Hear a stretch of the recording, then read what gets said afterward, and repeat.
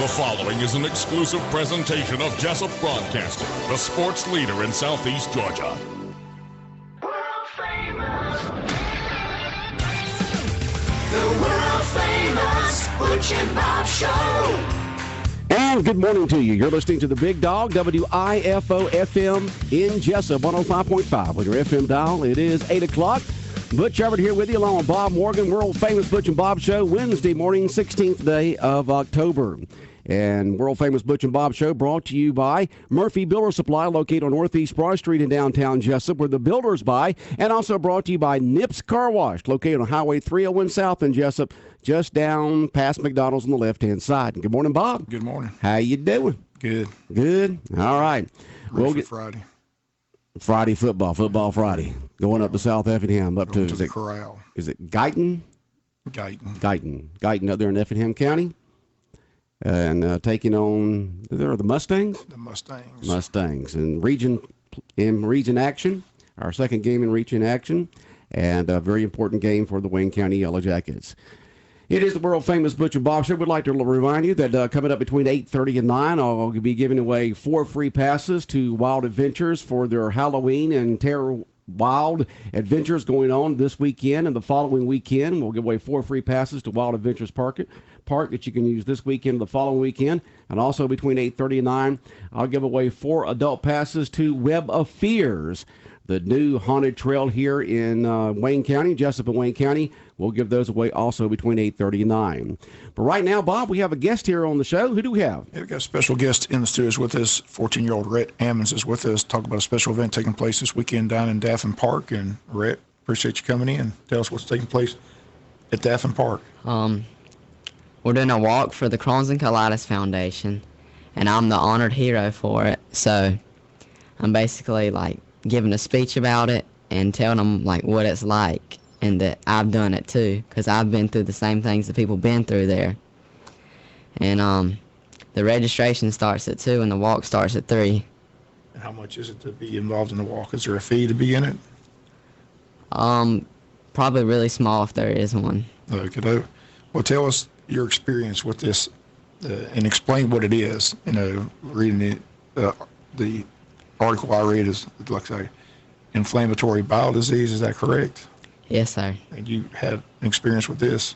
Yes, sir. It is not pleasant. It was not a pleasant experience. And if I recall, this happened, you know, you were on the all-star team and the team was playing and you weren't able to be there. You came later after you had your incident. I think you were at the hospital while the tournament began, and then you got out and we got to see you there. But tell us about the experience, how this came about, how you found out you had this disease.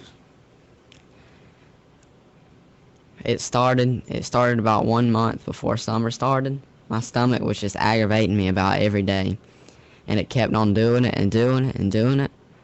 So we finally went and saw him. So we finally went and saw a doctor, and then they didn't know what was wrong at first. So they went in for a colonoscopy, and then they found out that I had ulcerative colitis. And the flare was covering 3/4 of my colon. Oh, wow. Yes, sir. And this happened when I was 12.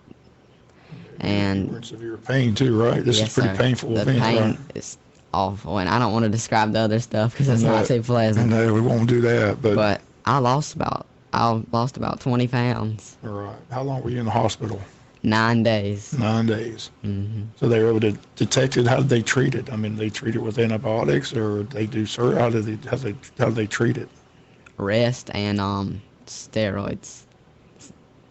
You seem to be doing pretty good right now. I'm back at school. You seem healthy. Is everything sir. good? This is one of my best years I'm having right now. Okay, so you've been chosen as the speaker of this event down in Savannah. Is that correct? Yes, sir. You have how long was the speech? You got a speech prepared? I guess however long I want it to be. It's gonna be pretty short, but okay, you've got some it's papers a good right here one in front of here. What did you want to talk about this morning on your pages that you brought with you here, on the information that you brought? Just to help describe the disease. All right, go ahead, Red. It causes very bad abdominal pain. Now, say the name of the disease again, Red. Oh, yes, Red sir. Evans. Okay. This goes with ulcerative colitis. This is what I had. All right. It caused very bad abdominal pain, weight loss, fever, loss of appetite, and fatigue. And the other ones I really don't want to talk about just because they're All right. not too good. And 70,000 new cases happen each year with Crohn's and ulcerative colitis in the U.S. And there may be as 80,000 children under 18 living with the disease. So I'm one of 80,000. So that's a very small percentage when you consider the entire United States, right? Yes, sir. Really small. Is it something that you're inherited with? Is it something that, how does a child get that, do you know? I feel like I inherited it from someone in my family. Okay. Yes, sir. We just got this notice. Somebody texted in on Thursday, October 17th. Arthur Williams Middle School is going to host a step-a-thon for the Crohn's and Colitis Foundation. Entry fee is $1 per walker. The event will be held at the track behind Arthur Williams Middle School during each grade level connection time. Student, faculty, and staff who donate $1 will go outside up to the track during the following times: 6th graders 8 to 9:30, 7th grade 10:20 to 11:50, 8th graders from 1:05 to 2:35. Parents and community members can join them and stand together as they walk for a cure. All funds collected will go to the Crohn's and Colitis Foundation. So again, that's tomorrow at Arthur Williams Middle School. Yes, sir. Well, that sounds good. Appreciate them sending us that in. So again, this was a tough time for you, but again, you look like you seem healthy. Everything going good. Is there something you have to do? Is there medication you have to take, or what's your treatment? Let me tell you about one more thing that I have with disease. Okay. So, in December of last year, I had what is known as an extraintestinal flare, which is where it affects my joints, and it was like really hurting my joints and my left eye, which was really weird. And so I was getting really, really tired really fast, and my joints were hurting like crazy. And that lasted for a good while. And then we kept on going back to the doctor, and they found out that it was an extraintestinal flare. So after that, they put me on Humira, and I've been good ever since. Yeah. So that was like another fall from the disease, because I was doing really good right before I had that too. Well, you seem to be doing well. Like I said, are you excited about being at the event Saturday in Daphne? Yes, sir. Have you met a lot of people through this disease? I mean, is it like other disease? You know, people that have cancer know other people that have cancer. You know other people that have this disease. Have you met other people? Very few. Very few. Yes, sir. And what time does this event begin, this walk begin at Daphne Park? Sunday, October 20th. Registration starts at 2, and the walk starts at 3. And of course, Daphne Park, just right there, just outside of downtown Savannah. Yes, sir. Right on the edge of it there. Beautiful park. Yes, sir. And what is the outlook for the future? What does the doctors say for your future there, Rhett? I'm hoping to raise money for a cure, but there is not a cure so far, so I don't know when it's going to come back or if it will. But it stays with me throughout my whole life. Do you take anything on a regular basis to help keep it in check, or Humira. Humira. And I watch my diet really well. And what can you eat or not eat to help it not flare back up? I've done away with gluten, and I try to stay away from processed foods, and I hadn't drank a soda in about 2 years. Okay. Yes, sir. And it's helped a lot. Yeah. That's good. We appreciate you coming on here this morning, Rhett, and talking about your situation and the fact that you're going to be the featured speaker at this event in Savannah on Sunday. And we encourage folks to go over there and be part of it. All right. Anything else you'd like to talk about this morning concerning this, Rhett? No, sir. I think we covered it all. Okay. Well, we appreciate you coming in, and good luck Saturday. Glad you're doing well. Sunday. Sunday Yes. Sunday at Daphne Park, right? 2 o'clock. At 2 o'clock. All right. You have a good day. All right. Y'all too. WIFO 105.5 FM in Jesup. More of the world-famous Butch and Bob Show in a minute. South Georgia weather. Here's your WIFO forecast. Hi, good morning. Mostly cloudy, a chance of showers, slight chance of early thunder. We've got some patchy fog, too, reducing visibilities. West winds later 10 to 15, upper 70s. Tonight, partly cloudy. It will be cooler, upper 40s. Mostly sunny, low 70s for tomorrow. Friday, mostly sunny, mid 70s. Saturday, mostly sunny, a slight chance of showers, high of 80. Sunday, a 30% chance of showers and thunderstorms. Georgia meteorologist John Weatherby in the GNN Weather Center. Family fun for everyone at Popple Farms in Odom. Friday and Saturday nights from 5 until 10 p.m. It's the Flashlight Maze and great farm attractions. Saturday 10 until 5, it's the Maze, Pumpkin Patch, lots of great food, and over 20 attractions. Sunday afternoon, noon until 5, check out the Maze, the Pumpkin Patch, as well as 20 great attractions. Children 4 to 11, $13. Adults, $15. Group rates available. Great fun for everyone now through October 27th at Popple Farms in Odom. Go to Tank Road on Highway 341 and follow the signs.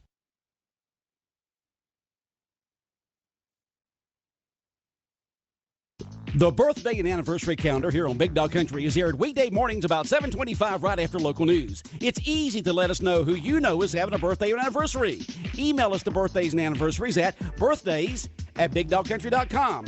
Text them in at 912-427-3711 or call them in weekdays from 9 a.m. to 4 p.m. at 427-3711. Then listen in about 7:25 weekday mornings to hear the birthdays and anniversaries right here on WIFO 105.5 FM. All right, 11 minutes after 8 o'clock, WIFO 105.5 FM in Jesup, Big Dog Country Radio. Butch Hubbard here with you along with Bob Morgan on the world-famous Butch and Bob Show. Bob, thought we were going to have some folks in here this morning talking about the Veterans Day Parade, but apparently they got tied up doing something else. And so we've got the rest of the show to go here this morning.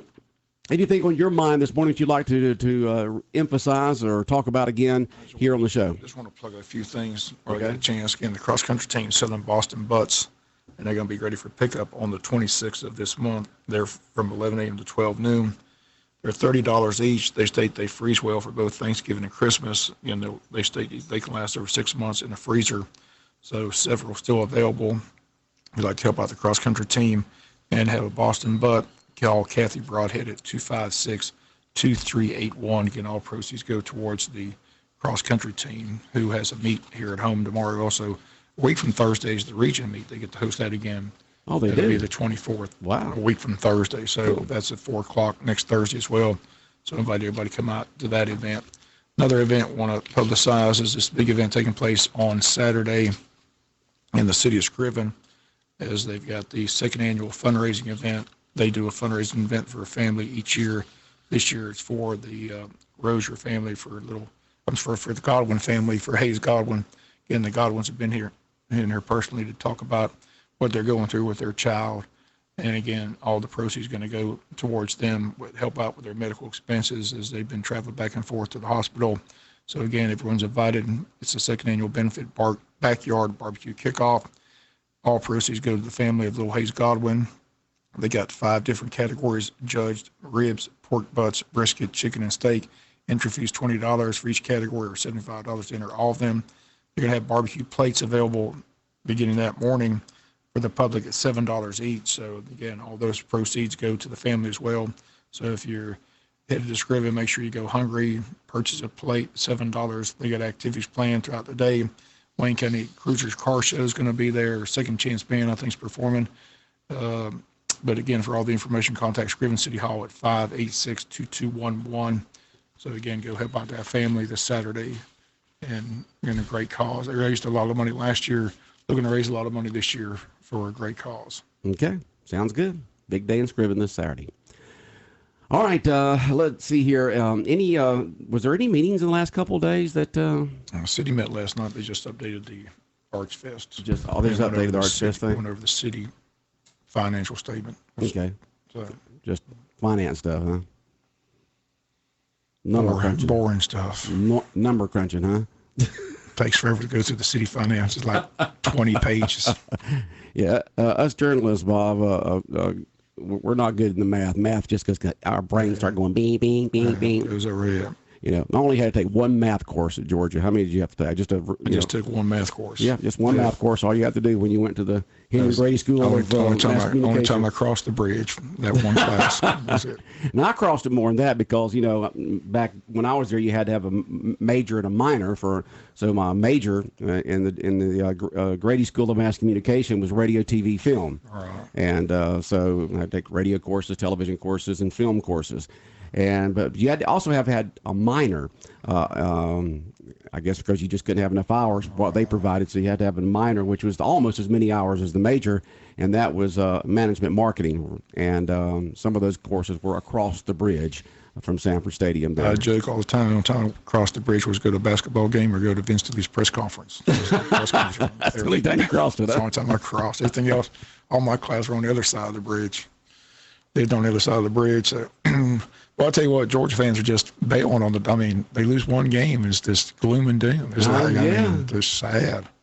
Well, I know it was a shocker, but it's only one. It's only one game. Too, and how you lost, Bob. Yeah, you know? but still, everything's still in front of you. Yeah, I mean, you still can play for the SEC championship. Yeah. Still can get to the You still championship control it. game. Still can make it to the title game. I mean, Yeah. Come on, Georgia Yeah. fans. Yeah. It's not that bad. I Like mean, you said, we lost to LSU that year and got the championship game. And you got to stay true to your school, for Pete's sake. And they're crushing Kirby and want to fire Kirby. I mean, come on. Jeez, come on now. It's just, People have lost their mind. It's just one game. one game. It was disappointing. I get it, but I mean, it's It happens. We lost last year to LSU and got to the championship game. So Yeah, it happens. that Florida game is going to be wild. Yeah. I mean, that I guess Georgia fans just don't think they can run the table. They look at the schedule, things just too difficult. So Well, Florida and Auburn. time will tell. Yeah. You still got Missouri, still got Texas A&M. There's some good games on the schedule. Yeah, but still a lot of games to go. we'll see how they bounce back against Kentucky. That'll be a good indication. Yeah.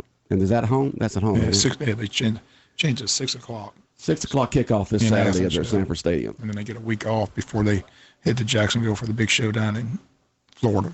So, Did you hear that news report on Georgia News Network where that hill above the railroad tracks there, where they have the cemetery up there where you can get plots? They've cleared it off where you can really? get plots where $20,000 a plot for a view of the Sanford Stadium. there you go. It's not going to do any good for the person on the ground, but it's not like you're going to stick your head up out of the ground and say, "Hey, that's a beautiful view," and then back down your coffin. But I guess for the family or whatever, I don't know. I still remember the good old days. You used to be able to sit on the railroad tracks and watch a football game. You still could do that when you were there? Yeah, Yeah. that was fun. But didn't that change about that time? It changed about the time the Herschel was there when they built. I When think they built it. I'm not sure when they. Yeah, a lot of folks did it when I was there. I was at Reed Hall, and we had people My go over to the- freshman, sophomore year, I spent several nights on the tracks, watched the game from there.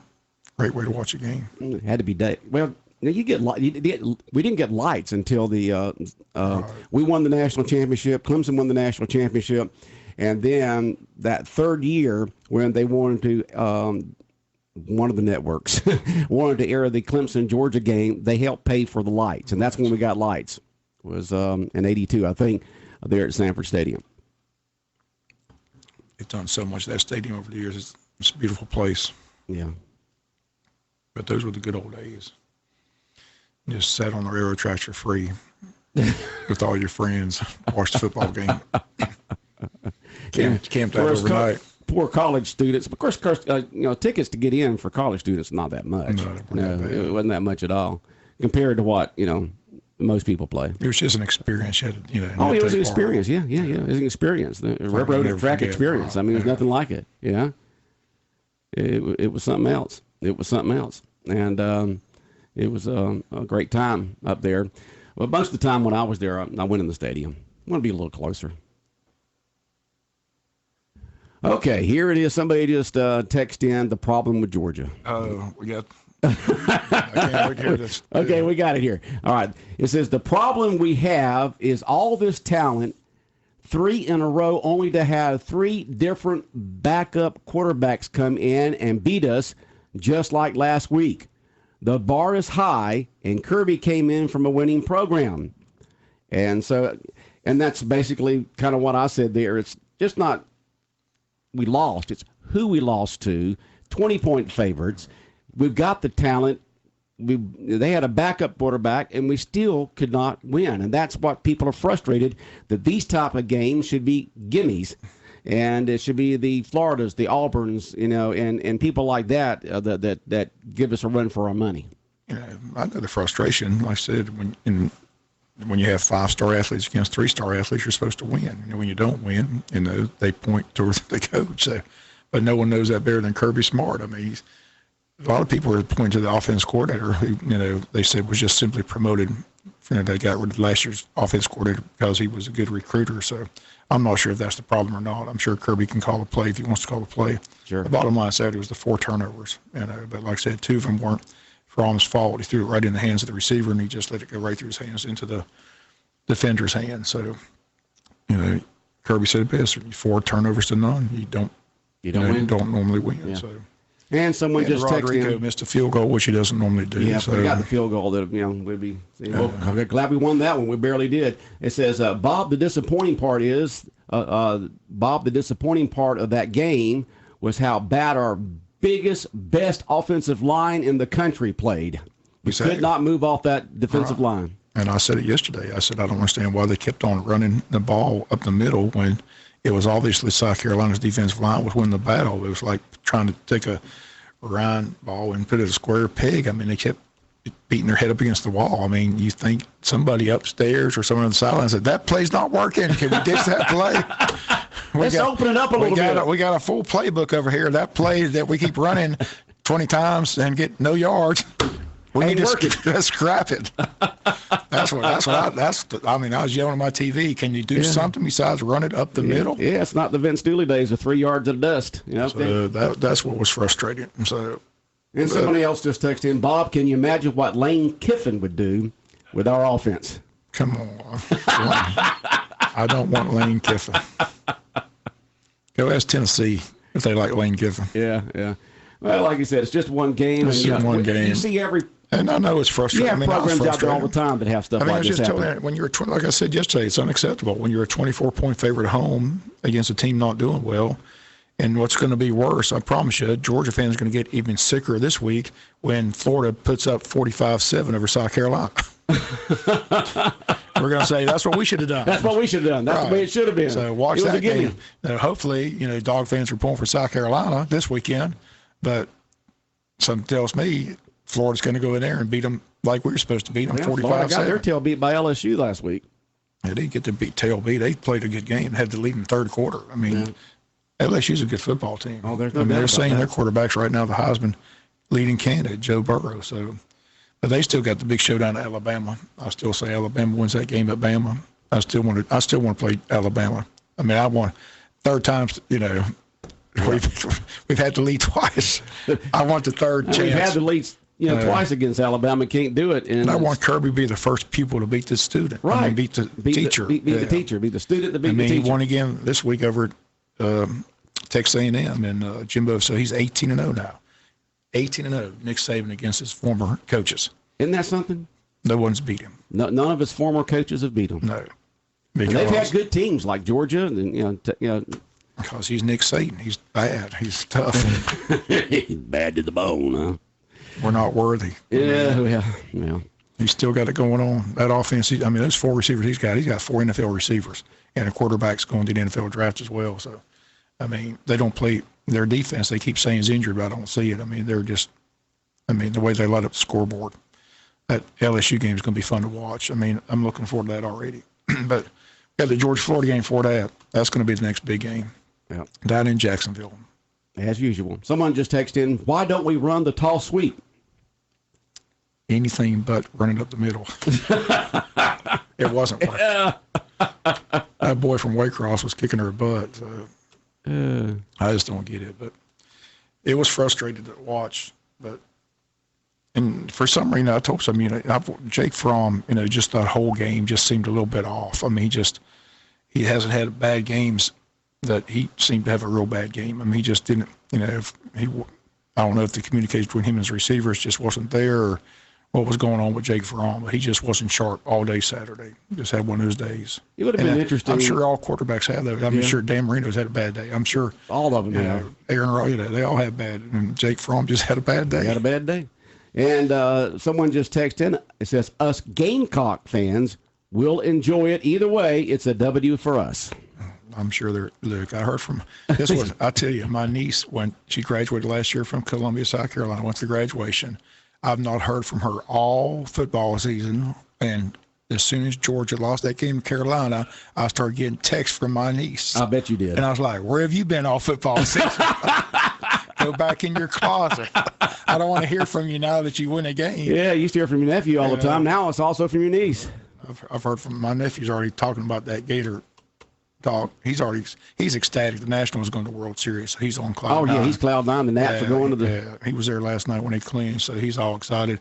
He's trying to get the tickets to a World Series game. So they're having a good time in Washington. Me and Jonathan are still in misery. The Braves own the Nationals all year long. They did. We just owned them all year long. And they were going to the World Series, and we're sitting at the house. And they sweep St. Louis. We should have beat them, but if it should have, could have, would have. Somebody just texted in, Bob. Bob, don't you think that we've played slow and behind the 8 ball since the season started? Let's get aggressive. Well, I've said that all year. I said that comment yesterday. Tim Tebow's the one's been promoting Georgia, open it up and let Jake Fromm fling it all over the yard. He says Jake Fromm's the best quarterback in the country, but we don't see it because they play too. And I said that before. We've been playing conservative all year, and that what I don't understand is before the season began, that's what the problem was in the national championship game. We played too conservative, and Kirby addressed that in all his SEC media days and all that. And he said we'd have a new philosophy. We're going to be wide open. We're not going to take the foot off the gas. Well, every game this year, we've done exactly the opposite of what he said. I'd go back to the Notre Dame game. We're 4th and 1, their 21-yard line with the lead, chance to go and score a touchdown and blow it open. No, we go out and kick a field goal and let Notre Dame stay in the game, and Notre Dame had a chance to win the game. They had a drive there towards the end. We had to just stop them to hold on to win. So we're not aggressive. We're still in that conservative mode, which Georgia fans are just frustrated with, can't figure it out. But on the opposite side here, someone just texted in, why didn't he kick the field goal with 8 seconds left instead of going for the touchdown? He said, again, they asked him over and over in his press conference. He said in practice they put 6 seconds on the clock. They put 5 seconds on the clock. He felt they could get extra yardage. They do it every day in practice with Jake Fromm on sideline passes. He was just convinced they could get more yards. Instead, they got a 5-yard penalty for illegal shift and moved it from a 55-yard field goal to a 60-yard field goal, which I still would have put Rodrigo out there and said, kick it and see what happens. I don't see what you had to lose by letting the kid at least have a chance. All right, well. But we could all be Monday morning quarterback. But like I said, who we want besides Kirby? What he's done to the program. We're in the conversation. We're fighting for the national championship the last couple of years. We still got a chance to fight for it this year. Don't panic. Okay. It's as frustrating as it is. Don't bail. I just can't believe watching these talk shows, all these Georgia fans just bailing on the whole season. I know. I can't believe it. Yeah. All right. We had a lot of them in here. We've opened up a nerve on this Georgia thing here. It says, of course, Braves too. Someone just texted in, the Nats have added insult to injury. Exactly. That's the way we feel. Yeah. But I tell you what, they swept the Cardinals and playing well. They said they should have let Stetson Bennett play quarterback. Well, I don't know. And it says, someone said, go Gators, beat Georgia. Good morning, Butch and Bob. Your friend, Ike. Yeah, right. I wonder if Ike's going to Jacksonville. Yeah, Ike, drive safely there. If you're going to Jacksonville, Ike, let us know. So when Georgia beats Florida, I'll look you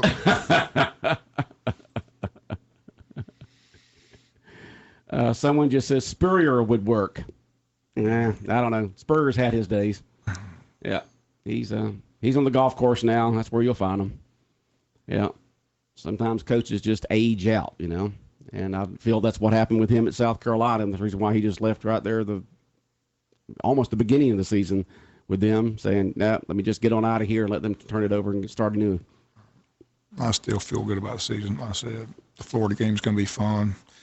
It is a tough schedule. Missouri, Auburn, all still to come. So Texas A&M is not going to be an easy game either. Jimbo Fisher has that program with a lot of talent. So it's going to be a fun season. See how it all plays out. But Georgia knows now they can't afford to lose another game. If they do, they're definitely out of the conversation. You cannot be on cruise control. You see that happen to so many top teams as they start getting into, we're going to win this week because we're 20-point favorites, and you let your foot off the pedal a little bit. Next thing you know, you're making some mistakes, and you're trying to you can't get it together during the game, and then you lose. Someone just said Ike is going to be disappointed. Someone just texted in. I still, I told somebody, I think I told Joe that Friday night, I said that 12 noon game scares me because they're still college kids, and 12 noon's kind of early for, you just don't know if they're doing what they're supposed to be doing on Friday night. So, I mean, that Saturday 12 noon game's not. You're talking about which week? This past Saturday, that, this 12, past that Saturday. 12 noon kickoff. Yeah. I mean, for college. But they don't, I know what Dooley used to do when we were there. He took them over to a motel there in Athens, and even when I've been up to some games, they've been in motels there together on that Friday night, and you see them come out in the mornings. I'm just saying, 12 noon kickoff. Yeah. Well, we weren't. Bottom line, we weren't ready to play. Carolina was ready to play. We played off all day long. They played lights out. Give them credit. Like I said, their defense totally shut. Like I said, I blame the offense coordinator for not finding a different play than the one he kept running over and over and over. And I was just going crazy watching the game because it wasn't going anywhere.